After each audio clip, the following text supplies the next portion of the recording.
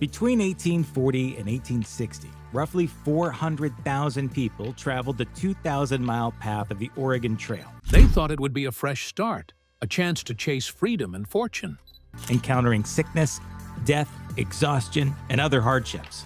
But what they got instead was death, disease, betrayal, and something far worse. Children vanished. Graves lined the dirt roads, and every creaking wagon wheel marked another step into madness. What really happened on the Oregon Trail? Why did so many vanish without a trace? You've heard the myths. Now, let's uncover the truth they buried. I'm sure we've heard the stories of where they ended up, but have you ever wondered what drove them to risk it all? Why did they leave everything behind to the west in the first place? It wasn't just wanderlust. It was something heavier and far more urgent. The call to the west. Why they left. They didn't all head west chasing gold. That's one of the biggest misconceptions about the pioneers who loaded up wagons and rolled out into the unknown.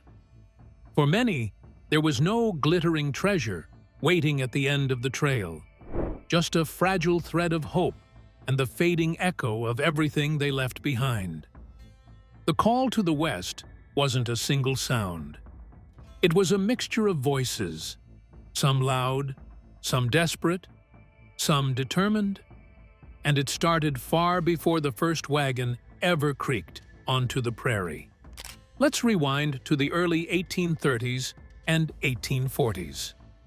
Life in the Mississippi Valley, especially along river towns in states like Missouri, Illinois, and Ohio, wasn't as steady as we might think.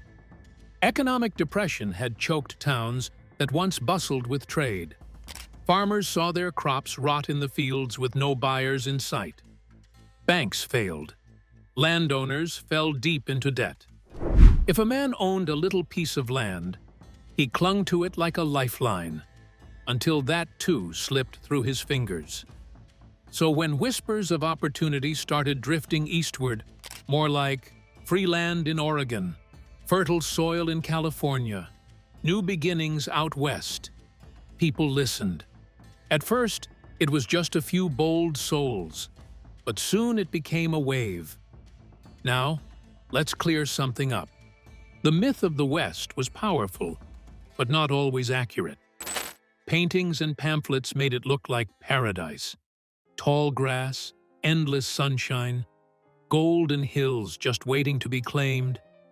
The truth was more complicated. The land was untamed. The dangers were real, and the journey was brutal. But when you've got nothing left to lose, even a lie can look like a lifeline.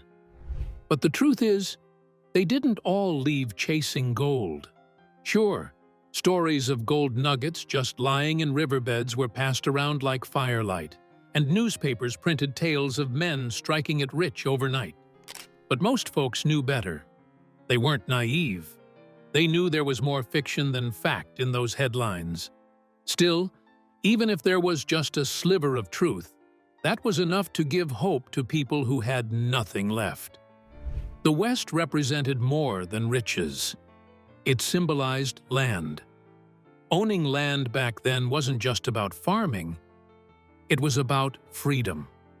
If you could get your hands on a few acres, you weren't just a tenant anymore. You weren't working in someone else's field. You were building something of your own. It gave you a voice. It gave you status. For many, it was the first real shot at independence they'd ever had. But the choice to leave wasn't simple. It wasn't a wild adventure for most. It was painful. Families sat, wrestling with the decision. Should they pack up and go? What about their aging parents? What if the children got sick on the trail? What if they pass out there? Some left behind everything they knew. They sold their homes for pennies or abandoned them altogether. Not everyone traveling west fit into a single mold. Some were whole families moving together in rattling wagons piled high with bedding, pots, and keepsakes. Others were single men, usually younger, hoping to carve out a life they could one day share with a family of their own. Then there were women who traveled alone, many of them widowed or separated by circumstance. They were tough, resourceful, and ready to face what came. Formerly enslaved people, newly freed, also joined the westward tide. For them, the journey wasn't just about land or gold. It was about escaping the weight of oppression. It was a chance to breathe free air and start again in a place where their past didn't define them. Immigrants from Germany, Ireland, and Scandinavia added to the mix. Many had already survived famine, war, or persecution before landing in America.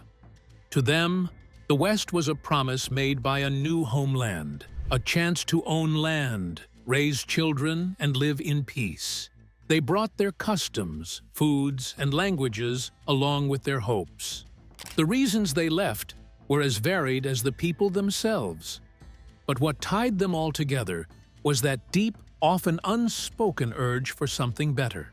Not necessarily bigger, not richer, just better. A patch of land to call their own, a breath of clean air far from the crowded towns, a chance to rewrite the story.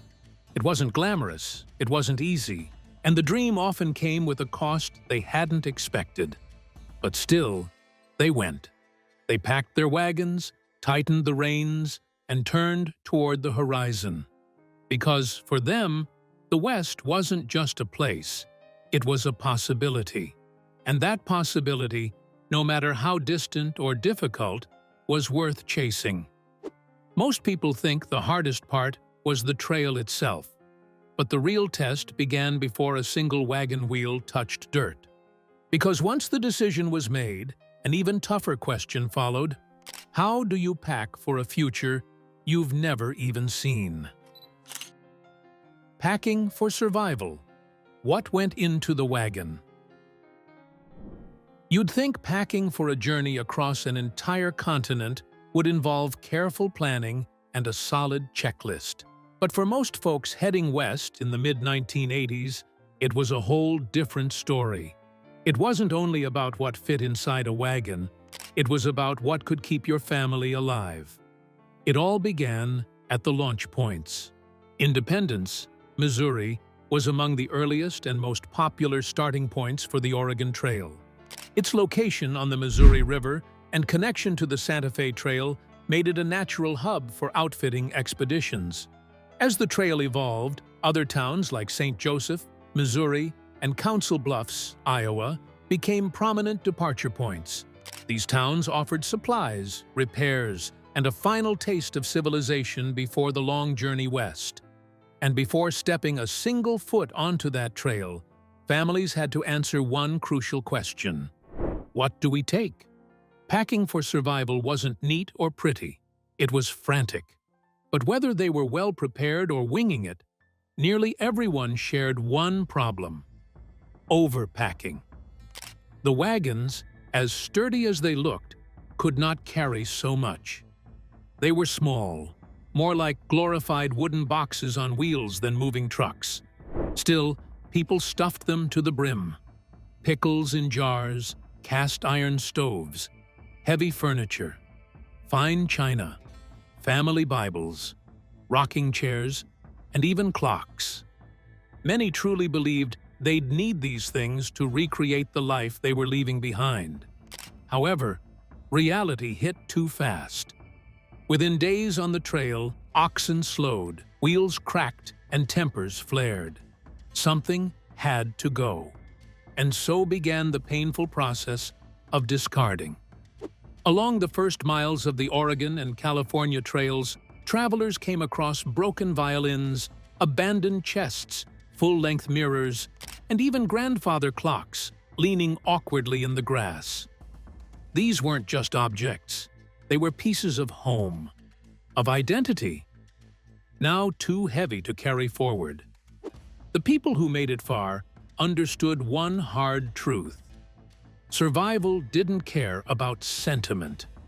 Every item kept had to earn its place. Food came first. Flour, bacon, dried beans, coffee, salt, and hardtack were the staples. Nothing fancy, just calories and shelf life. Dried apples or molasses were a treat if there was space. Tools were next, axes for chopping wood, shovels for digging latrines or burying supplies, hammers, nails, spare wagon parts. Every family knew that a busted axle could strand them in the middle of nowhere. Guns were a necessity, not for glamour, but survival. Hunting was the only way to keep protein on the menu. And in rougher parts, a rifle could be the difference between life and death. And then there was the livestock. Oxen were the gold standard. They were strong, steady, and didn't spook easily. Horses were faster, yeah, but they got tired quickly and needed more food. Some people brought cows, hoping for milk along the trail. Chickens, too, if they could be secured. Every animal was both a helper and a gamble. Lose one and your pace slowed. Lose two and you were stuck. Everything else was optional and usually left behind by mile 50. Then this is when the wagon train came in. The wagon train way. No one traveled alone unless they had no other choice.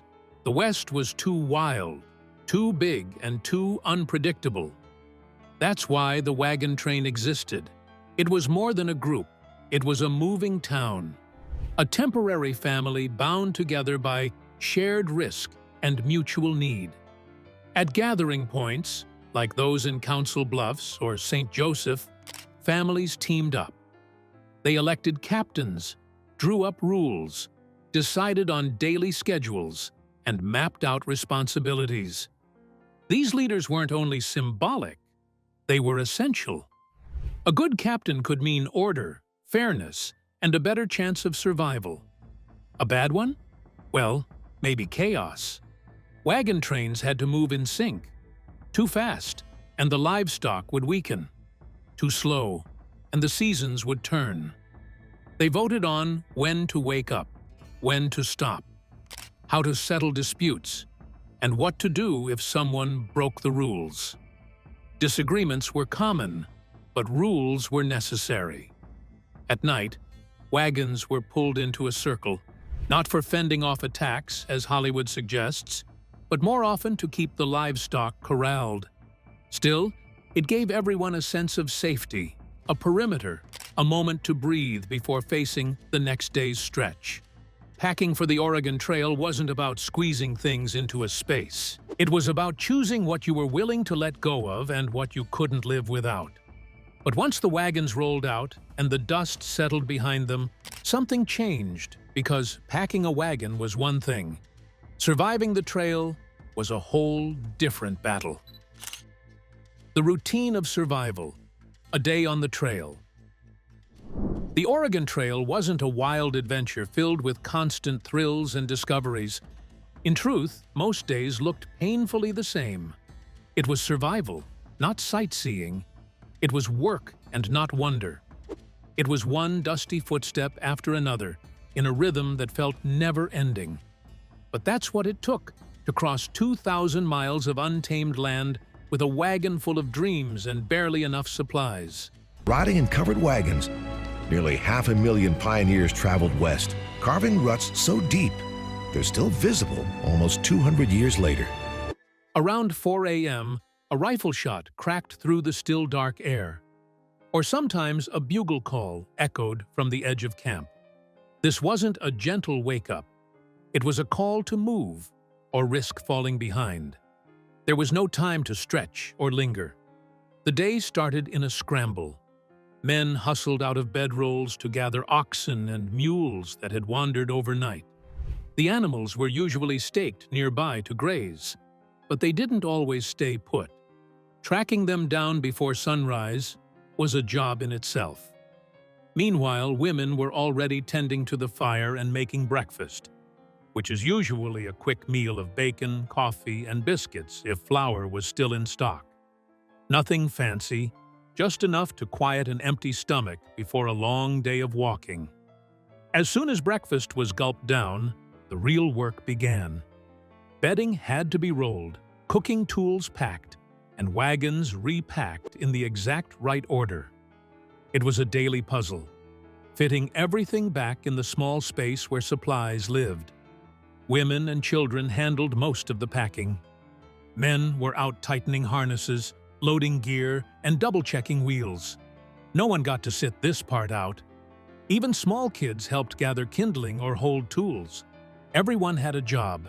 They had to move like clockwork because by 7 a.m. the call would come. Wagons ho! Wagons ho! Wasn't just a call. It was a deadline. If your wagon wasn't hitched up and in line by the time the lead wagon moved, you could be left behind. And catching up on your own? Not easy.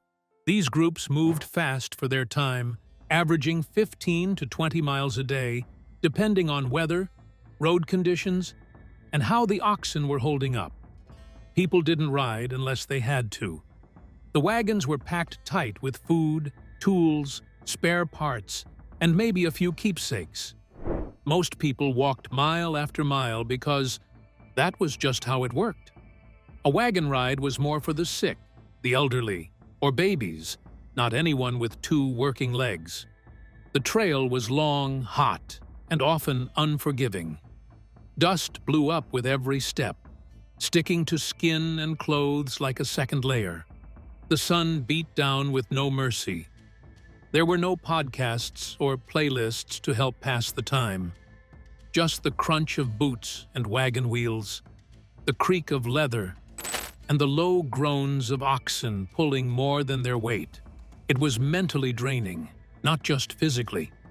The landscape changed slowly. Days blurred together. The end felt far away, even after weeks of walking. People got blisters, sunburn, and sore backs. Tempers flared. Feet ached. But they kept going because they had to. Around midday, the wagon train would stop for noons. This was more than just lunch. It was a small escape. The animals were unhitched and allowed to graze. People sat down, kicked off shoes, and maybe stretched out in a little shade if they were lucky. Lunch was usually cold leftovers from the previous night. This short rest gave folks a chance to reset before hitting the trail again. It was often the only real pause in the whole day. Late afternoon meant the search for a campsite. Ideally, it would be near water and grass, but that wasn't always possible, especially in dry areas. When they found a good spot, the wagons were pulled into a circle, forming a corral for the livestock. This wasn't just for organization, it was protection. Supper had to be made, fires lit, and bedding laid out again. Chores weren't over just because the walking stopped. Someone had to haul water. Someone had to patch torn clothing or mend broken wagon parts. The kids still had to gather firewood. Every hand stayed busy. But sometimes there was time for something more. A fiddle might come out. Someone might sing. People danced in their boots, smiling through the dust. Laughter echoed around the circle. It was rare, but those moments reminded everyone why they were out there in the first place. When darkness settled, guards took turns watching the perimeter. There was always the risk of raids or stampedes. A sudden noise could send oxen running into the night, and once they were gone, your journey was probably over. Most people were too tired to stay up long. They crawled into bedrolls inside the wagons or just outside them, depending on the weather. Sleep came fast, but it wasn't always peaceful. Night on the trail had its own dangers. Every rustle in the grass could mean trouble. This was life on the trail. Every day was about survival. There was a rhythm to it. Wake up, walk, work, rest. But it never really got easier. Just more familiar. And for the pioneers chasing the promise of a new life, it was the only way forward. Would you have made it to the next morning? Most didn't ask that out loud. they just kept walking. Mass migration along the Oregon Trail means that by 1840, 7 million settlers are living west of the Appalachian Mountains. Now, let's divert a bit. I'm sure we heard what happened between the pioneers and the Native Americans, but before we paint every encounter as a clash of cultures and conflict, what really happened when pioneers crossed paths with Native American tribes on the trail? Pioneers versus natives, the untold reality. When most people think about the pioneers heading west, they picture covered wagons and wide-open plains, but there's usually another image too. Hostile Native Americans circling the wagons, ready to attack. Hollywood helped paint that picture, but the truth was a lot more complicated. Yes, there were issues between pioneers and Native American tribes, but they weren't always the dramatic standoffs we see in old westerns. In fact, most encounters were peaceful, at least early on. Still, tensions did rise, and there were times when things turned deadly. For starters, it's important to understand the context.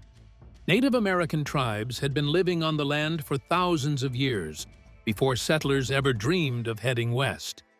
When the Oregon Trail and other migration routes opened up, thousands of wagons began rolling through native lands every year. Imagine strangers cutting across your backyard by the thousands, trampling fields, using up water sources, and leaving waste behind. That alone was enough to cause resentment. Many tribes, especially early on, saw the pioneers as just passing through. The Sioux, Cheyenne, Pawnee, Shoshone, and others often traded with the travelers. Buffalo meat, moccasins, and fresh horses were traded for coffee, flour, tobacco, and other goods. Some native people even helped guide wagons across dangerous stretches or helped recover lost livestock. In many cases, the interactions were businesslike and civil. But as the years passed, things changed. More and more settlers weren't just passing through, they were staying. They were claiming land, building homes, cutting down trees, and fencing off areas that tribes had hunted on for generations. Naturally, this created conflict. What was once a trickle of wagons became a flood, and native people began to feel squeezed out of their own territory. Misunderstandings often led to violence. Some pioneers, suspicious and afraid, assumed every group of Native Americans they saw was a threat. There were instances where settlers fired the first shot simply because they were scared. On the other hand, there were raids by native tribes, often targeting smaller, more vulnerable groups of settlers. These attacks were sometimes about survival, taking food or supplies during hard seasons, and most times about retaliation for broken treaties or violent encounters elsewhere. Still, statistically, Native American attacks were relatively rare. Historians estimate that less than 4% of pioneer deaths on the trail were due to conflict with native people. The bigger dangers were disease, accidents, and starvation. But when violence did happen, it often got talked about in newspapers back east, fueling fear and painting all Native Americans as dangerous. Notably, the Grattan Massacre near Fort Laramie in 1854 marked a significant escalation in hostilities. In this incident, a dispute over a cow led to a violent confrontation between U.S. soldiers and the Lakota Sioux, resulting in multiple deaths. Such events fueled mistrust and led to increased military presence along the trails. By the late 1960s, with the U.S. government pushing west through railroads and military forts, peaceful coexistence became harder and harder to find. Learning about the Oregon Trail was learning about how great the pioneers were. Some tribes resisted, others were pushed onto reservations. For the pioneers, the story became one of progress. For Native Americans, it was often a story of loss. So yes, there were issues. But the real story is more about a slow collision of two very different worlds, one trying to hold on, and the other desperate to move forward. Also, despite these conflicts, we have to understand that the majority of pioneer deaths were not due to Native American attacks. The rhythm of the trail offered a strange comfort, at least to an extent, until nature decided to break it. What came next wasn't just hard work, it was survival against odds no one truly expected. The hidden dangers. You've heard the stories. Wagon trains ambushed by Native Americans, arrows flying, pioneers fighting for their lives. But here's the thing, that wasn't the real danger, not by a long shot. What truly haunted the Oregon Trail was quieter, crueler, and far more common. It wasn't arrows or war cries that most pioneers feared, it was the fever that came overnight. The water that tasted off. The slow, sinking feeling in your gut when a family member stopped walking and never got back up. Let's start with the invisible slayers. Diseases. Cholera was the deadliest. It spread through contaminated water and could claim a healthy person within hours. One moment, a pioneer might be walking beside their wagon, and by sundown, they were gone. Measles, smallpox, dysentery, typhoid were frequent and often fatal. Sanitation was nearly non-existent. People drank from rivers used upstream by other travelers or their livestock. There were no antibiotics, no hospitals, no safety nets. Once sick, your best hope was a strong immune system and a prayer. Cecilia Adams, who crossed the plains in 1852, kept a diary. Her words weren't flowery or exaggerated, they were raw. Past 7 new-made graves, she wrote in one entry. Another day, she counted 11, then 6, then 21 in a single day. That wasn't unusual. The trail was marked with shallow graves, hastily dug and barely covered. Families often didn't even stop long enough to carve a name into a marker. Time was unforgiving, and the living had to keep moving. Dysentery, cholera, and a trail of trash, the 2,000-mile Oregon Trail symbolized a transformative time of American history. The heartbreak wasn't limited to illness. Accidents happened constantly. Wagons tipped while crossing rivers. People were run over by the heavy wooden wheels. Campfires sparked clothing and caused burns. A simple cut could turn septic. Even loading and unloading the wagon was dangerous. It wasn't rare for someone to be crushed by shifting cargo. Children were especially vulnerable. They played too close to moving wagons. Some fell and were trampled. Others drowned during river crossings or wandered off into the brush and were never found. There are accounts of families who searched for days before being forced to move on without their child. Animals were a lifeline. Oxen and mules pulled the wagons. If they got sick, fell lame, or died, that was it. A family might have to abandon their belongings or even turn back. And these weren't just beasts of burden, they were survival tools. Their health meant food, shelter, and progress. Losing an ox could mean losing everything. Some pioneers had to trade family heirlooms, tools, or firearms just to replace a sick animal. And still, they pressed forward. That's the part that sticks with you. With everything working against them, the pioneers kept going. Some were chasing land, others were running from poverty, or hoping for a second chance.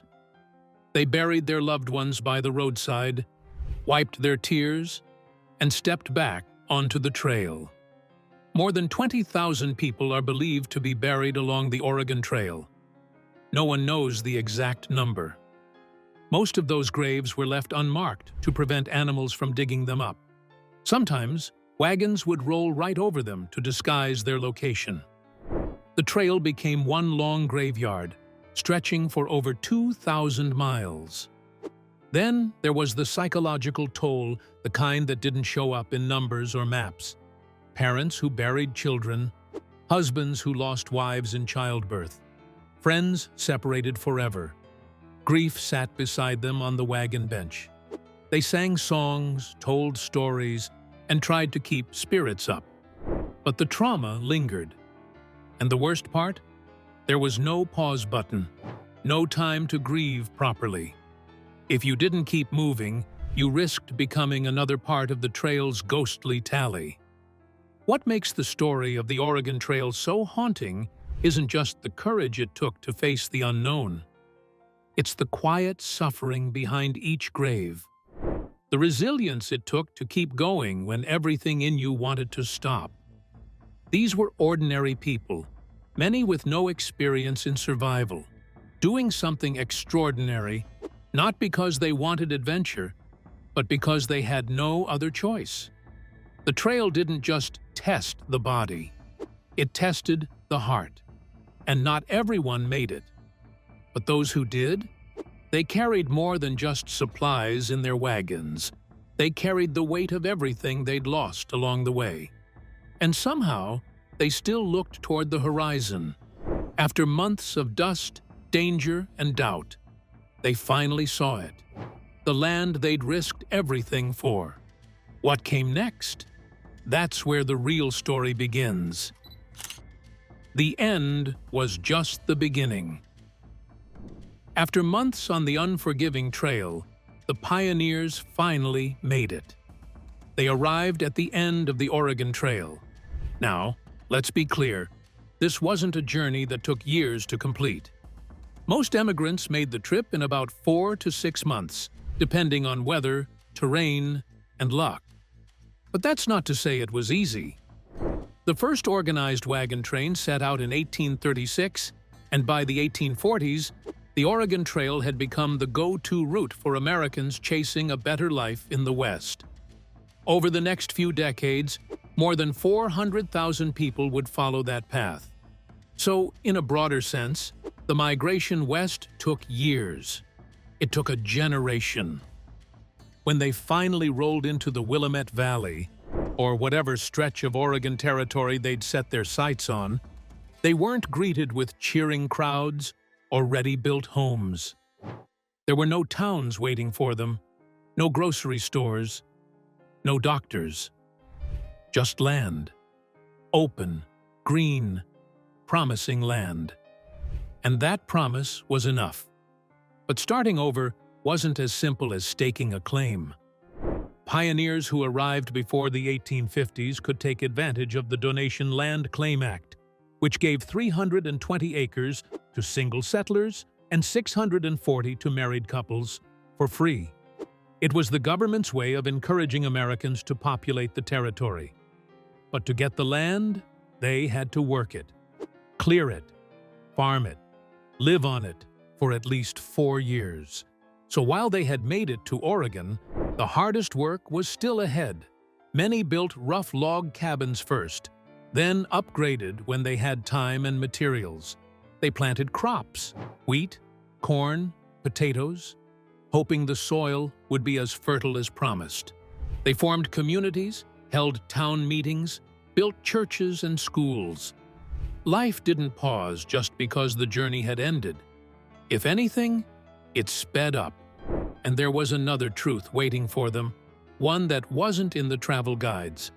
Some of them didn't make it to the Oregon they'd dreamed about. Some arrived only to bury a spouse or a child who'd died days before the end. Others found the land already claimed, the soil too stubborn, or the rain too relentless. Still, they didn't turn back. After everything they'd gone through, turning back wasn't an option. The end of the trail wasn't really the end at all. It was the beginning of something entirely new.